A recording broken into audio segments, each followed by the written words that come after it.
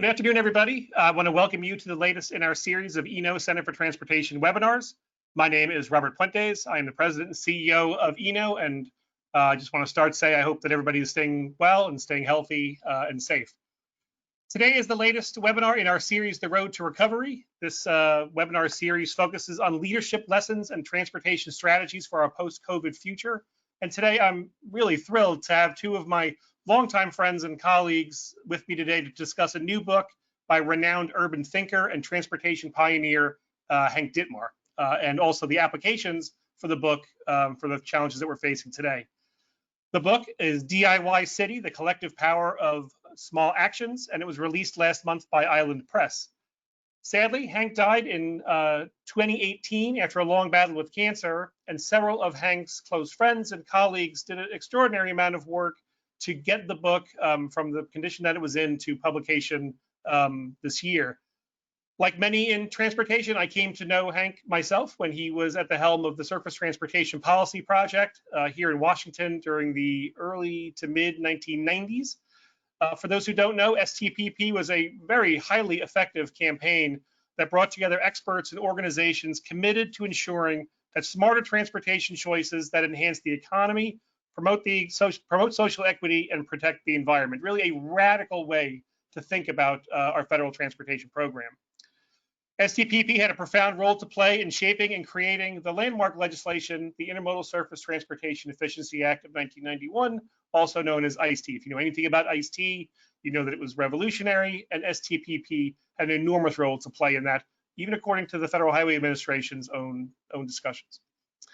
After a couple of other stints, such as founding an organization called Reconnecting America, Hank relocated to the United Kingdom, where he was chief executive of Prince Charles's Foundation for Building Community in the UK. I think now it's called the Prince's Foundation, but he had that up for almost 10 years. One of his early jobs was at the Bay Area Metropolitan Transportation Commission, where he worked under longtime ENO board member Larry Doms, and Hank was later chief executive at the Santa Monica Airport. So a very range of different things that Hank Dittmar was involved in. But while his resume is certainly impressive, really Hank's the best legacy is the impact of his work. His thinking and action on transportation and urban planning was visionary yet very practical, and the impact on the built environment of this country today is really profound. Innovative ideas for which he was an early champion, things like transit-oriented development, congestion pricing, parking reform, new urbanism, land value capture. Hank talked about all of these things years and years ago when they weren't really very mainstream. And while some of them are not mainstream yet, they're certainly getting there. And a lot of that is due to his legacy. And so in those and many, many other ways, Hank certainly does live on in very, very real ways.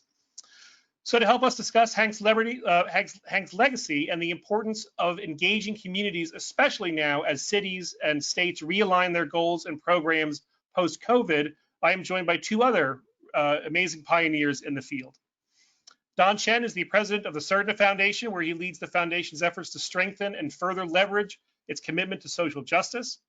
Before that, Don was director of the Cities and States program at the Ford Foundation. He was the founder and CEO of Smart Growth America and was research director at Sdpp. Shelley Poticha leads the Natural Resources Defense Council's Healthy People and Thriving Communities program, which advances strategies to create strong, just, and resilient communities. Previously, Shelley led the Federal Partnership for Sustainable Communities and launched the Office of Sustainable Housing and Communities at the U.S. Department of Housing and Urban Development. She also served as president and CEO of Reconnecting America and was executive director of the Congress for New Urbanism. And a bunch of those different organizations that I mentioned, Reconnecting America, CNU, Sdpp, Hank had a profound role either in establishing them or stewarding them or serving on the board. So really, we can think of no two better people to join us for this conversation than Don and Shelley. So thank you for joining us. For those of you joining us live, you can use the questions function on the webinar control panel at any time. You can send in questions or comments for Don and Shelley and for our conversation. Or if you have any thoughts or memories of Hank, please feel free to share those in the questions section there. But first, I will ask Don and Shelley just to say a few words about Hank, really what his legacy, his impact was. I talked a little bit about that already, and how the lessons in the book in particular are applicable today for addressing COVID, for advancing social justice, racial equity, and economic recovery. Don, let's start with you, and then we'll go to Shelley. Thank you all. Great, thanks, Rob, and I'm really looking forward. I'm just happy to be here with Shelley as well, who's a longtime friend and collaborator. I also just want to commend the Transportation Foundation, because you all have decided to house Sdpp's archives. And if you all look at the bottom right-hand corner of this, the page that we see on the webinar, you'll see the address for that. One of the things that was so meaningful to me and lots of others who worked in the transportation reform field back in the 90s and 2000s was the communications, the writings, the books, the progress newsletter, and all the other resources that Sdpp put out. And it's great that Eno has chosen to provide a home for that for others to learn from. I wanted to begin with just a couple of comments, just a few stories, because this book, Hank's book, DIY City, it really is such a wonderful account and of not only his ideas, but also these wonderful stories about his life and career that he wove together. When I met Hank in 1993, I was like in my early 20s, and he was, at the time, he was at Metropolitan Transportation Commission. We had gathered shortly after President Clinton proposed a BTU tax, only to see it fail pretty miserably and pretty quickly, with the recognition that part of the problem was a lack of coordination among progressive groups, in this case, environmental and energy groups, with those who were advocating for equity, for consumer rights, anti-poverty groups. And so that's why in the aftermath of that, the Energy and Equity Roundtable was formed to try to get some proactive conversations and relationships built to advance more meaningful and successful transportation, energy, consumer rights agenda. And that's where I found my people. That's really, after spending some time in my early 20s trying to figure out what to do, I met, Hank. I met people like Ludovic Blaine, Jackie Grimshaw, Scott Bernstein, Angela Park, lots of folks who became basically the set of folks that I've worked with throughout my career to advance a vision for not only transportation and energy and those types of systems, but really for social change that is grounded in social equity and what we at Surdna today refer to as social justice, and really trying to think about that in a systematic way, in a systems fashion. So that's how I met Hank. He hired me shortly after we met, and he was the first person who took an issue that I was already passionate about, and that is transportation. I thought transportation was this wonderful set of issues, not only the issue itself, but it was at such an intersection of issues that I cared about, including civil rights, environment, environmental justice, the government's role, and all those types of different things. And Hank actually opened my mind to really think about the theory behind what that social change could be. So at Sdpp, we heard about philosophers like Gregory Bateson, and he often quoted poets like Gary Snyder, and just pulled references out of so many different fields and directions. It was just intellectually incredibly stimulating to be there. Another vignette from that time, again, it was the early 90s. I remember going out to see a music show. It was Sebadoh, which was a band that kind of had offshoot from Dinosaur Jr.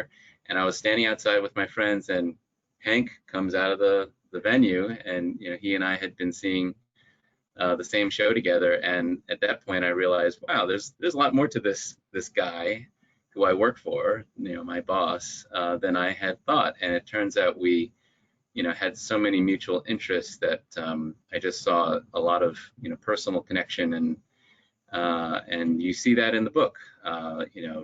he not only led a life of thinking about transportation and the built environment and social change, but also about music, art, democracy, people, communities, and that was the nature of just his eclectic and brilliant experience. And then the last little piece I'll mention is just a couple of themes that I hope we get into in the discussion. I think the book is just a bracing, exciting, rich read. I hope everyone who's on the webinar buys it. I bought 2 copies of it so that I could not only have the hard copy, but I could also have the audio book and listen to it, as well as I prepared for this. But some of the stories are inspiring. One of the things that I really hope we address is this notion of whether these DIY, do-it-yourself approaches are too small to matter. That was the most significant chapter for me, and I think the answer for me and for Hank and others is no, it's not too small to matter. DIY approaches matter substantially, and let's get into that. And I think if the thing that I miss the most, of course, is Hank himself. I often think about, what would Hank say? What would he be thinking right now? What would he be writing about our current situation? And I think that often he would always offer a fresh insight and draw from all kinds of disciplines to offer us a path forward. And I think his book does that. And, I'm glad that we have that piece of him to hold on to and be inspired by going forward. So those are just some intro remarks, and I'm happy to hand it back over to Rob. Thank you, Don. Surdna, Shelley. Hey, everybody. It is bittersweet to be on this call. I got very close to Hank again just in the last 10 years of his life. And that was a really challenging time, particularly for someone who is so full of life and wanted to be as engaged as possible, but had his own kind of physical limitations to it. And Kelly, his wife, has been just unbelievably important in getting this book published. Kelly really, I think, helped make sure that it didn't just drop off the planet. And now that I've read the book, it is such an incredible manifestation of his ideas, but it's also, as Rob and Don said, I think very, very timely, particularly in a moment when many of us are just fed up with big ideas led by corporate America and are just hungering for a more tangible personal connection to the change that we need to make in our communities. So I also really urge you to buy the book and listen to it. I want to offer a couple of stories that kind of tie back to what really attracted me to Hank Dittmar. So we met in 1991, a little bit before Don met him, and some other people, I can't remember who, introduced us, and we had this lunch.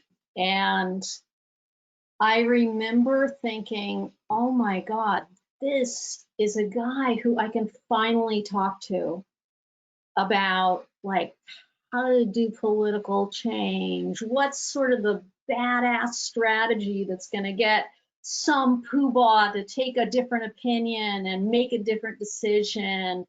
How do I actually like form partnerships with people who may not exactly be like me, but maybe at the core we have some of the same values. And we would have these unbelievable conversations about what it's going to take to change the world. And I learned so much about what I do now through those conversations.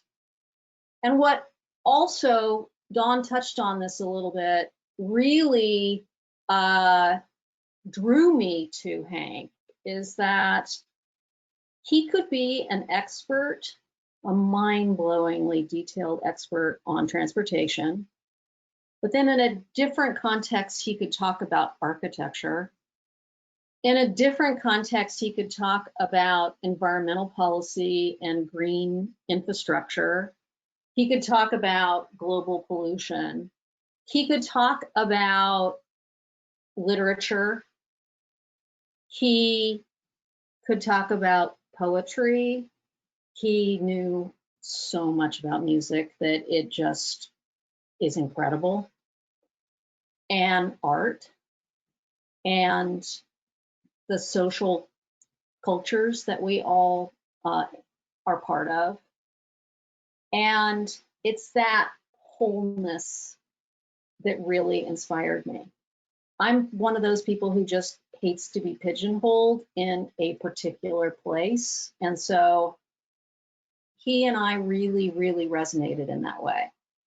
The kind of odd thing is that the day I met Hank, I came home and talked to my husband, Paul, and I said, I had this amazing lunch with this guy, Hank Dittmar. We were just talking like crazy. And then it turns out Hank and my husband, Paul, went to college together, learned how to cook chili together, have a whole history around music and concerts and live living that actually, lasted from the 70s all the way up to today. So just this richness to Hank. I think one other thing that I'll mention, and then maybe we can really kind of talk a little bit more, but I think there's a certain skill to being a change maker. And that's what I see Hank as, a change maker. And he is able to speak as comfortably with, someone he just met at a community meeting who may be there for very different reasons than, the meeting, the technical issues of the meeting. And he's able to have a very authentic, real conversation and absorb the pain or the challenges that people feel in their everyday lives. And at the same time, this is the same guy who can hang out with Prince Charles, Al Gore, the heads of all the major transportation companies in the country, big developers, and have an influence on their thinking in a way that meets them where they are and helps them see why they should care about that person that he met at a community meeting. And that thread, I think, often gets lost. It's also, I think, core to what this book is really saying, which is the most cherished communities, the most authentic places, the most alive and empowering places are the places that people see themselves in and care about. And if we can use that core value in the way that we think about city building going forward, it not only maybe delivers on kind of big highfalutin expectations of transportation criteria or climate change goals, but it brings people in and connects them into being part of the city building process. And I think that concept is something that as we have professionalized the policy space, we often lose. And I think this book begins to make a really cogent argument for why it's important to rediscover that. So Rob, let's open it up. That's great. Thank you so much. Thank you for sharing, especially the personal reflections. And you really had an enormous impact on so many people's careers, and so many people's their emotional selves. So thank you very much for that. I do want to get into the book. So let's talk a little bit about one of the big themes you both kind of touched on, but which is something that really struck me, and it's in the title of the book. And that's how he talks about small actions solving big problems. That's how we titled the webinar, right? So this idea, whether you call it lean urbanism or something like that. Now, this book obviously predates the COVID crisis. It predates George Floyd's the crisis. It predates our economic collapse.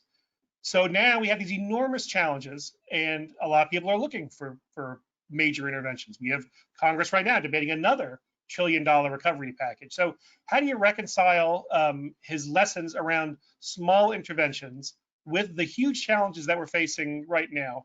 I'll say that for myself, I think we have seen some small things. We've seen some urbanist solutions. Bus-only lanes are popping up, bike lanes, parklets, slow zones. So a lot of interesting innovations are being tried out now.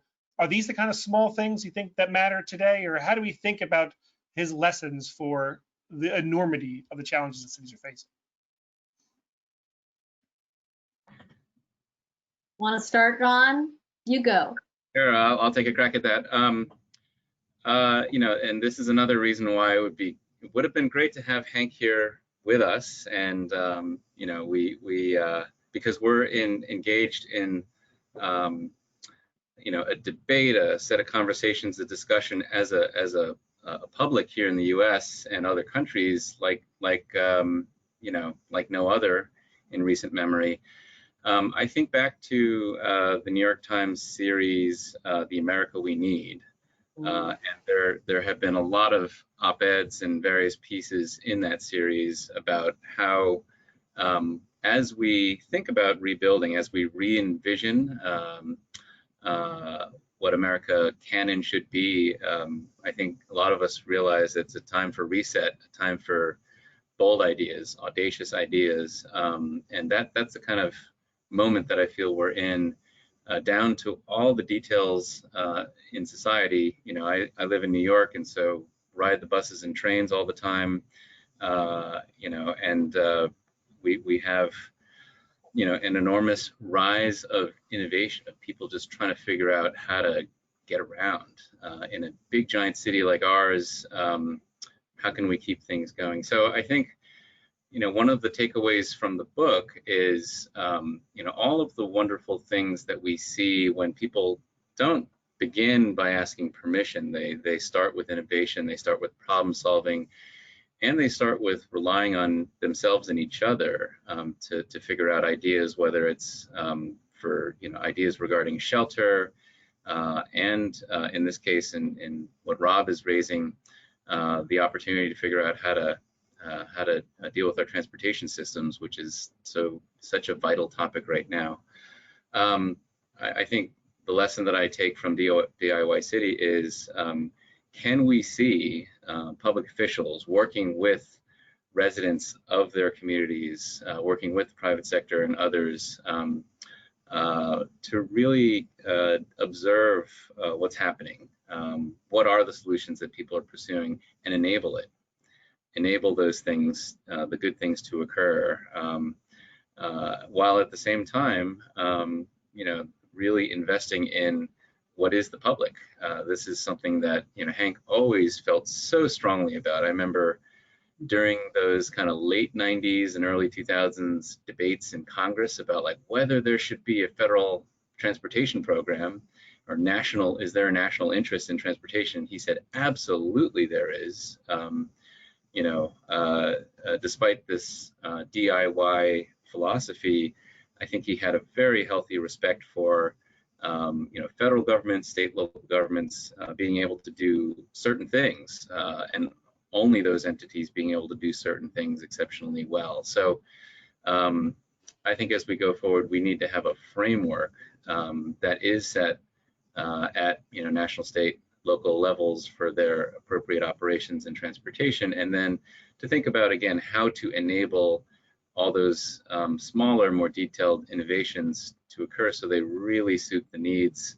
To borrow a word from Hank, the local vernacular is a term that we use in architecture. Like, what are the specific needs in terms of transportation that we might need that would be different in a place like Minneapolis compared to a place like Austin, Texas? So to me, the framework and then enabling those things to happen is a critical opportunity for us.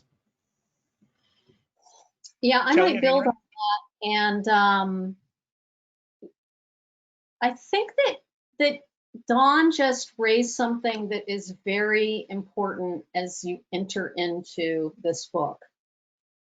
Hank is not saying that there should not be systems that and government at a higher level.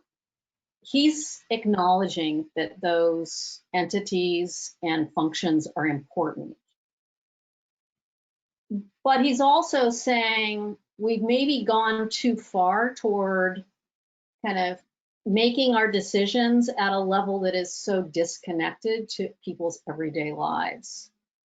And that if we respect what communities are asking for, if we really look at tailoring solutions to local vernacular, we end up with like a much more creative process that then engages others and is much more inclusive. There's a term that Hank brought into this book that I particularly like, which is slack. And to me, slack is that trust that, you know what, if we work together to try to solve a problem that is immediate and tangible to people's needs, we don't need a one-size-fits-all solution. We can create the slack or the space for lots of different ways of solving problems.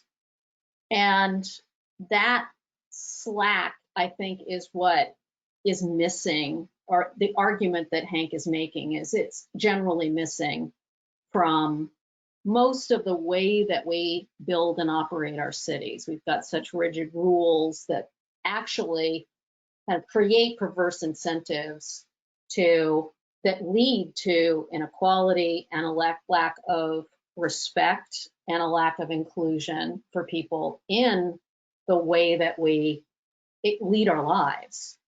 And if we take a step back and really focus on people, their needs, their desires, their hope, that leads us to a different set of outcomes. And we need that slack to be able to do that. I think also there's another theme to the DIY space that for me really resonates. I didn't actually know he was thinking about this. So when I read the book, I was like, wow, we're kind of like on this same track where the corporatization, the monetization of the real estate market in the US and Britain, which is where he's primarily focusing, is leading to destroying our cultures in many ways. It's creating these conditions that exacerbate inequality and racial disparities, because when we monetize everything, and that becomes the reason why we are building this mixed use project is to get a return in 5 years and pay off our shareholders, it doesn't actually lead necessarily to people benefiting directly. And there's this term that he starts to use called husbandry that kind of starts to make the argument that we need a different way of looking at how do we shepherd the change that happens in our communities? Do we cede it to the corporations or the real estate industry to decide, or do we step in and take a role in making sure that the goals, the intentions of our interventions live beyond a 5-year cycle, for instance. So DIY I see as both kind of quick interventions, like Rob was saying, you know, the bike only lanes or the bus only lanes or the parklets and the kind of creative ways of making space for people in cities that are quick and low cost and don't really require like a lot of complicated planning and can just be done. And that is incredibly satisfying. But it's also kind of an inquiry into who actually benefits from all this in the long run. And how do we think about that at the outset before we enter into making decisions? Thank you, that's great. And I think it's probably incorrect to think that big ideas and bold ideas have to be synonymous, right? I think Don was pointing this out, that you can have smaller interventions that actually are just as big and bold and as impactful. We don't have to just be thinking about enormous pieces of legislation or enormous reforms, right? You can do things collectively. And there's a great comment that's come in talking about housing in DC, chapter 8 in Hank's book, talking about doubling up lessons for cities for life during wartime. It points out that in DC, they were able to dramatically increase the population growth by adding different kinds of housing, ADUs, house sharing, different kind of interventions, which wasn't wholesale housing reform in the district, but this collective set of smaller interventions actually had a profound impact on housing here in the district. That's a good comment that came in from Scott Bernstein, somebody who knows Hank very, very well. So that is a authority figure there. And I'm going to go to some questions here in just a second, but let me ask one more because there's a couple of things that are circling around this, some comments, and it's about kind of coalition building and movement building. And Don, I think you talked about it. Shelley did too. And my first interaction with Hank was when I was working at ITS America, the Intelligent Transportation Society of America, and I would go to meetings at STPP's office, and they're talking about, I guess it was ICE-T reauthorization. And the idea was to build a big tent, and there were organizations that sat around who agree with each other and some who didn't agree with each other. But it was, as Shelley was saying, it was a substantive, robust, and very meaty conversation about what we were looking for. And I remember talking very specifically about the shortcomings of ICE-T during that meeting, things that we thought that actually weren't working. So now the challenge I think we have now is that a crisis, which we're all facing, is not the best time to be building coalitions, because we're kind of in crisis mode. We've heard that a couple of times throughout this series that we've been hosting, that people saying if you're trying to do it now, it's a little bit too late. So how do you think about coalition building in a time of crisis? I think it still matters. We're a very divided country, as we all know. But how relevant is it today, and what do you do about it during the time we're living through? Well, I think coalition building is critical always, and especially now. I know it's really hard to imagine, how do you switch to a proactive mode where you're focusing on building a coalition and a shared agenda, vision, and advance that agenda. But I think that is what we need right now, while we're also dealing with this set of emergencies. It reminds me of my time at Sdpp. I can still quote the mission statement of Sdpp to this day, which was to ensure that transportation policies and investments serve the needs of people and communities and not some abstract, engineering metrics and big interests.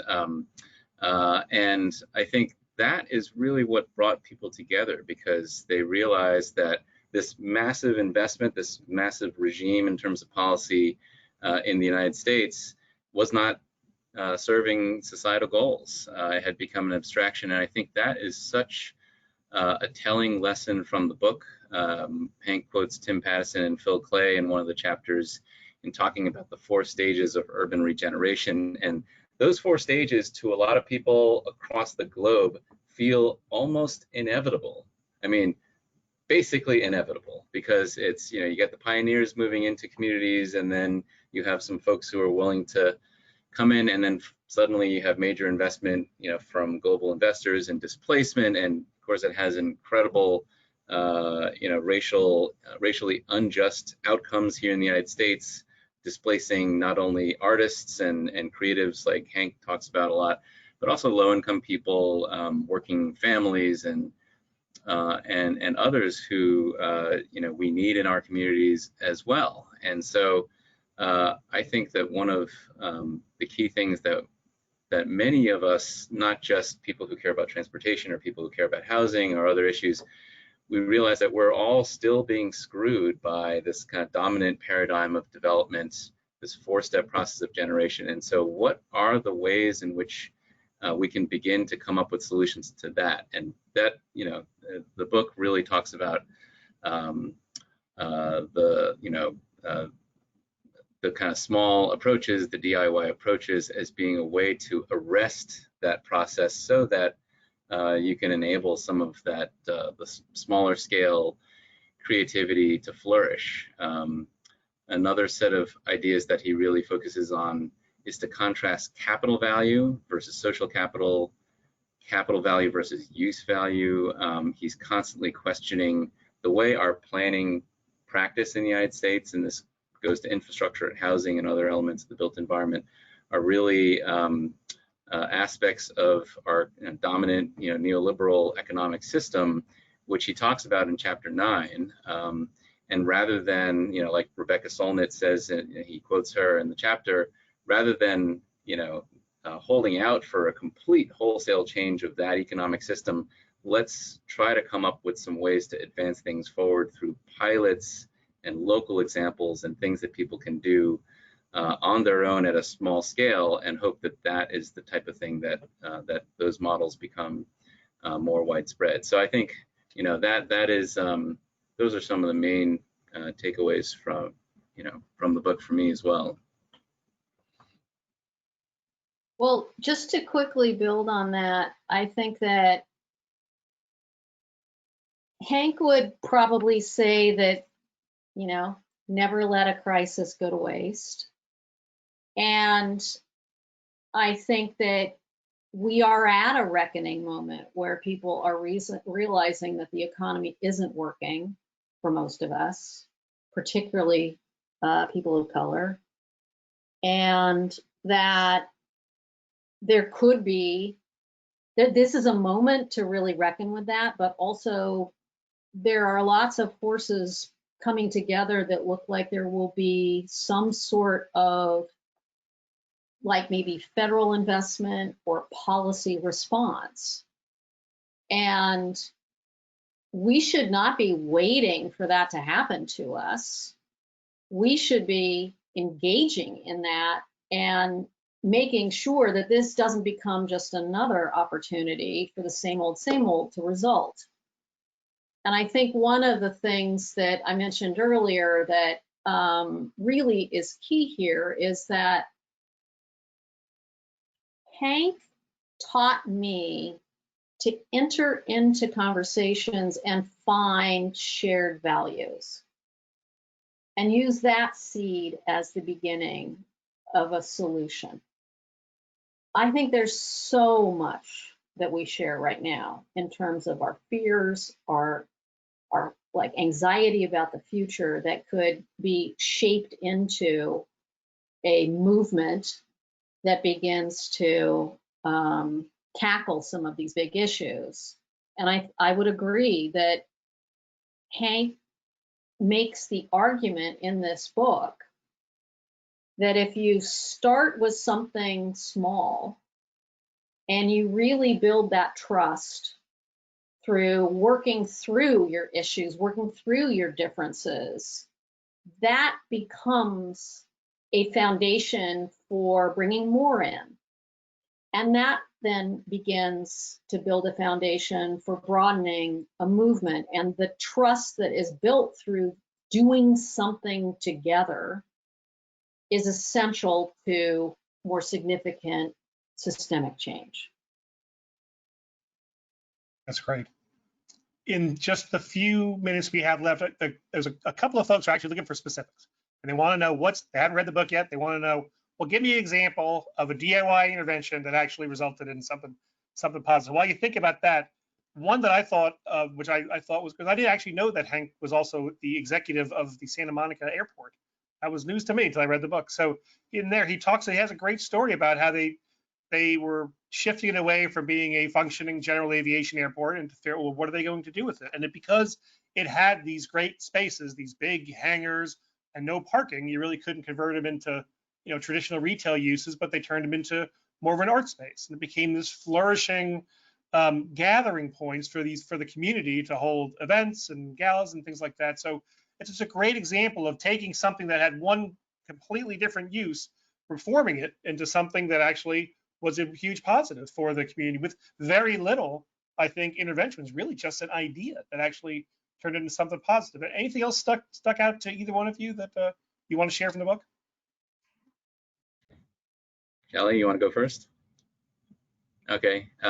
Well, so many examples are in this book. One thing that Hank and I both did in the last decade was work in various countries in what you might call DIY, urban development.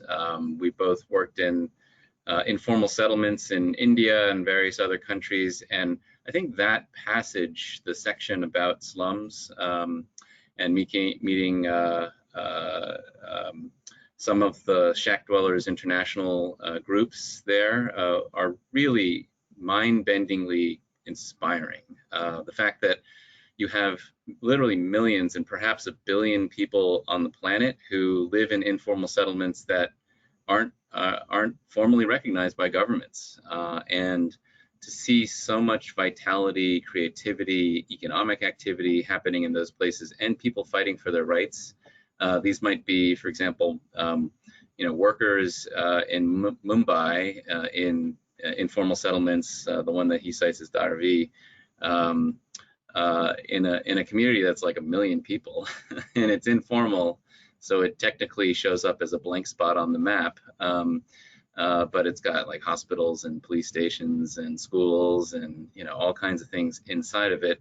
And then you realize that the informal economy, whether it's in developing countries like places across the globe or in the United States, is such a significant part of the broader economy. And the built environment, our public policy responses, the infrastructure that we provide can really enable those types of things to flourish in a really positive way. And instead, what we typically have in a lot of countries in a lot of parts of the US is, government really like tamping down that creativity. One example was like forcing a developer to tear down a building that was just not correctly, not allowed under current building regulations. And, I think we really need to interrogate those types of choices as we go forward.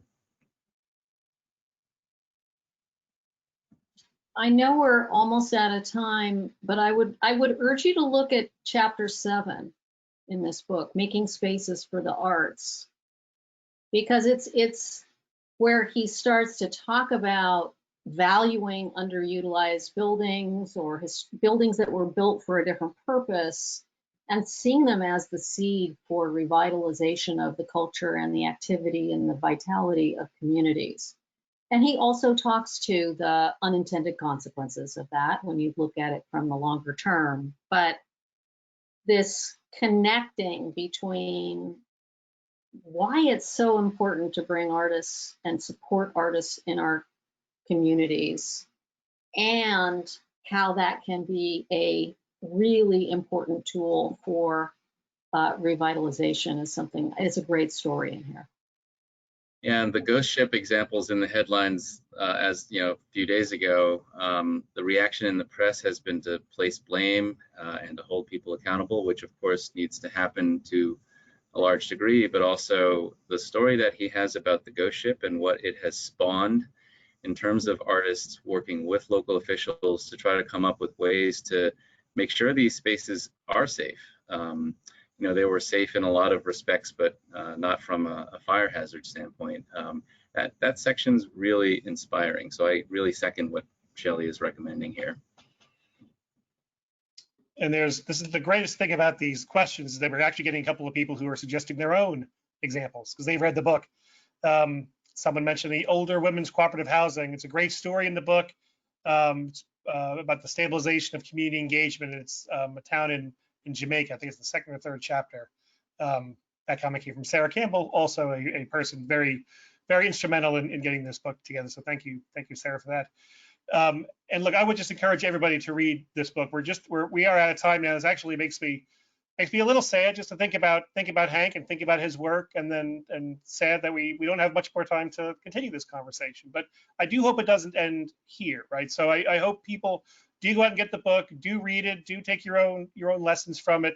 There's an awful lot in there. You know, we only had 45 minutes. Even if we had longer, we could barely scratch the surface. But again, my thanks so much to Don and Shelley for sharing not just your personal feelings and stories about this, but your insights and perspectives. You're both obviously experts in the field and very valuable to have this conversation with. So thank you for that. And this is, I think, the first time that we had a Dinosaur Jr. reference in one of our webinars. So that's a good thing too. So as Don also pointed out, I wanted to let folks know that Eno now hosts the historical archives for the Surface Transportation Policy Project. It's a repository of STPP reports, information, and activities. The address is was up there on the screen. It's transact.enotrans.org. And you can also get there from the Historical Documents Archive on Eno's website, www.enotrans.org. And while you're on our website, you can get information about all of our webinars. We have one coming up tomorrow on the state of freight rail in 2020. We have others coming up this summer on transportation and health, transportation and racial justice, and social equity. So again, please pay attention to all that. Again, my deep thanks to Shelley and to Don for joining us today. Thank you to everybody who was involved in getting this done. I should also point out we got a note from Tom Downs, also somebody deeply involved in Hank's legacy and Hank's life, and he wants me to make sure that we point out that Don had a huge role in getting this book published with his work at the Ford Foundation and everything else. So thank you very much for that. And thank you all for being here. And stay safe and have a great afternoon, everybody. Have a wonderful day.